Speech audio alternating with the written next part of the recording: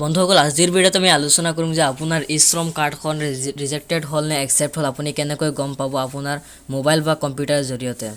আপুনি অনলাইনত চেক কৰিব পাৰিব আপোনাৰ ই শ্ৰম কাৰ্ডখন একচেপ্ট হ'ল নে ৰিজেক্ট হ'ল লগতে আপোনাৰ ই শ্ৰম কাৰ্ডখন যদি ৰিজেক্টেড হ'ল আপুনি কি কি কৰিব লাগিব আজিৰ এই ভিডিঅ'ত আমি সবিশেষ জানিম সো বন্ধুসকল আমাৰ ভিডিঅ'টো আৰম্ভ কৰোঁ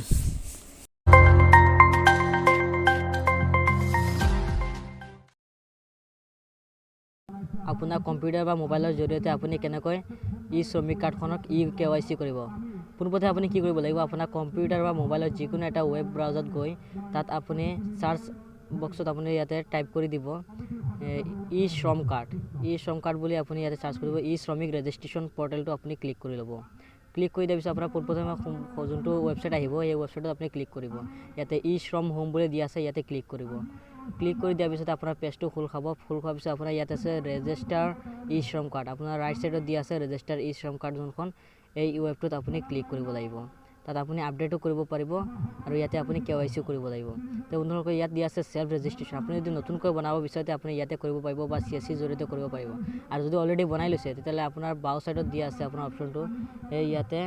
অলৰেডি ৰেজিষ্টাৰ্ড বুলি লিখা হৈ আছে ইয়াৰ অপচনটোত তাত আপুনি ক্লিক কৰিব লাগিব এইটো নতুনকৈ পদ্ধতি আহিছে ইয়াত আপুনি ক্লিক কৰিব লাগিব তাত ক্লিক কৰি আপুনি ইয়াতে আপডেট KYC ক্লিক কৰিব তাৰপিছত আপোনাৰ মোবাইল নম্বৰটো আপুনি টাইপ কৰি দিব তাৰপিছত কেপচা এন্ট্ৰি কৰি দিব কেপচা এন্ট্ৰি কৰি দিয়াৰ পিছতে আপোনাৰ মোবাইলত এটা OTP যাব 6টা সংখ্যাৰ OTP যাব সেই OTPটো আপুনি ইয়াতে বহুৱাই দিব OTPটো বহুৱাৰ পিছত আপুনি সাবমিট ক্লিক কৰিব তাৰপিছত আধাৰ নম্বৰ যোনটো আপোনাৰ আধাৰ নম্বৰটো আপুনি ইয়াতে বহুৱাই দিব আধাৰ নম্বৰ বহুৱাই দিয়াৰ পিছতে আপুনি কেপচা এন্ট্ৰি কৰি আকৌ আধাৰ OTP অথৰাইজ কৰিব লাগিব ইয়াতে আপোনাৰ আধাৰ OTPটো ফিলআপ কৰি দিব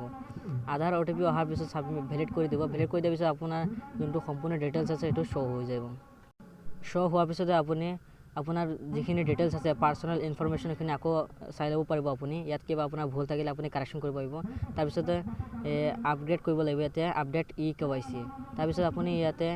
আপডেট প্ৰফাইল বুলি লিখা আছে আৰু ডাউনলোড UN কাৰ্ড আপোনাৰ যদি UN কাৰ্ডখন হেৰাই যায় আপুনি ডাউনলোড কৰিব পাৰিব আৰু ইয়াতে আপোনাৰ যোনটো প্ৰবলেম আছে সেইটো আপুনি আপডেট কৰিব পাৰিব পাৰ্সোনাল এড্ৰেছ তাৰপিছত এডুকেশ্যন কোৱালিফিকেশ্যন যোনটো প্ৰবলেম হয় আপুনি তাত